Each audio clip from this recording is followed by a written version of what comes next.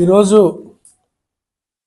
రాష్ట్రంలో చూస్తూ ఉంటే రోజు రోజుకి శాంతి భద్రతలు అడుగంటుతూ ఉన్నాయి.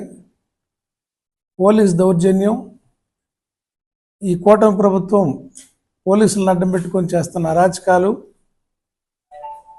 ప్రతిపక్ష పార్టీలో సానుభూతి పరులుగా ఉన్న ప్రతిపక్ష పార్టీలో పనిచేస్తున్నా లేదా వాళ్ళ వ్యక్తిగత అభిప్రాయాన్ని ఇంకొకరితో పంచుకున్నా, సోషల్ మీడియా ద్వారా షేర్ చేసినా కూడా అది ఒక నేరంలాగా భావించి తప్పుడు కేసులు పెడుతూ, అదే కాకుండా వీళ్ళ విధానాలు చూస్తూ ఉంటే ప్రజాస్వామ్యంలో ఉన్నట్టు కాకుండా ఒక ఎమర్జెన్సీలో ఉన్నట్టు పరిపాలించాలనే విపరీత ధోరణితో ఈ కూటమి ప్రభుత్వం నడుస్తూ ఉంది.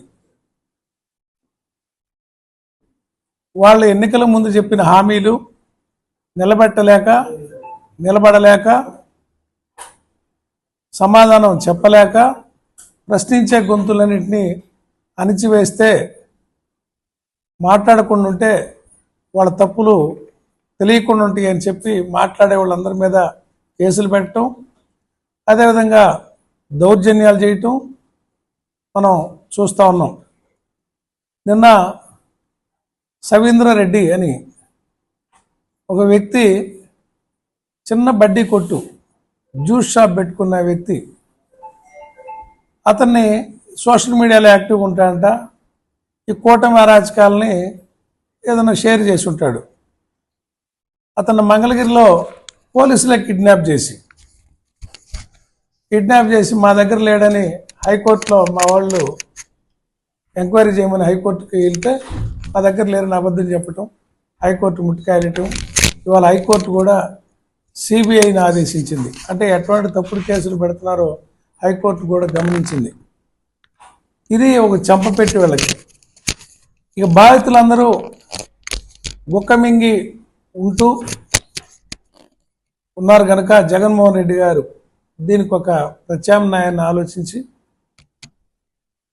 డిజిటల్ డైరీ అని మా పార్టీ తరఫున ఒక యాప్ ఓపెన్ చేసి, ఆ డిజిటల్ డైరీలో ఓపెన్ చేసి ఎవరైనా లాగిన్ అయ్యి మన అనుకున్న వాళ్ళు ఎవరికైనా ఉద్దేశపూర్వకంగా ఎదుటి వాళ్ళు అన్యాయం చేసినా, అధికారులు అన్యాయం చేసినా దాంట్లో లాగిన్ అయ్యి కంప్లైంట్ పెట్టి ఎవిడెన్స్లన్నీ ప్రొడ్యూస్ చేసి వాళ్ళ నెంబరు వివరాలన్నీ పెడితే అది ఆటోమేటిక్గా డిజిటల్ డైరీలో లాక్ అవుతుంది, రిజిస్టర్ అవుతుంది. ఇట్లా అయిన కంప్లైంట్లు అన్నిటికి కూడా రేపు జగనన్న 2.0లో వీటికి ఒక పరిష్కారం ఉంటుంది. అదే జగనన్న 2 అని చెప్తుంది.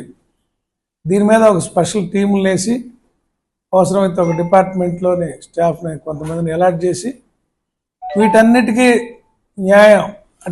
న్యాయాలు తేల్చి నిందితుల్ని ముద్దాయిల్ని శిక్షించే విధంగా ఎంతటి వారినైనా వదిలిపెట్టకుండా, ఒకవేళ అధికారులు అయితే వాళ్ళని కూడా వదిలిపెట్టకుండా శిక్ష పడే విధంగా ఉంటుందని చెప్పి విచారణ జరుపుతారని చెప్పి డిజిటల్ డైరీ ఉద్దేశం.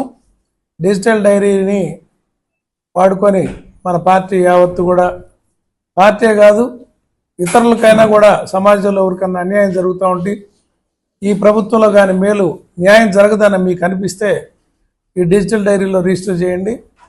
ఈ 3 సంవత్సరాల తర్వాత మన ప్రభుత్వం వచ్చాక మీ అందరికీ న్యాయం చేసే బాధ్యత వైఎస్ జగన్మోహన్ రెడ్డి గారి నాయకత్వంలో వైఎస్ఆర్ పార్టీదని చెప్పి ఈ సందర్భంగా తెలియజేస్తా ఉన్నాం.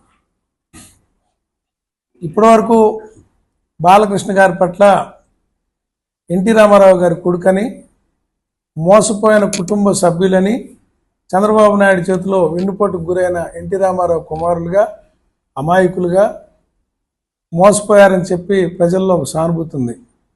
కానీ చంద్రబాబు నాయుడు పవన్ కళ్యాణ్కి ఇస్తున్న ఇంపార్టెన్స్ని ఓర్చుకోలేక, చిరంజీవి గారికి సమాజంలో ఉన్న గౌరవాన్ని ఓర్చుకోలేక ఆయన ఈ రకంగా అసెంబ్లీలో వెళ్ళగక్కుతూ జగన్ గారి మీద నోరు జారాడు.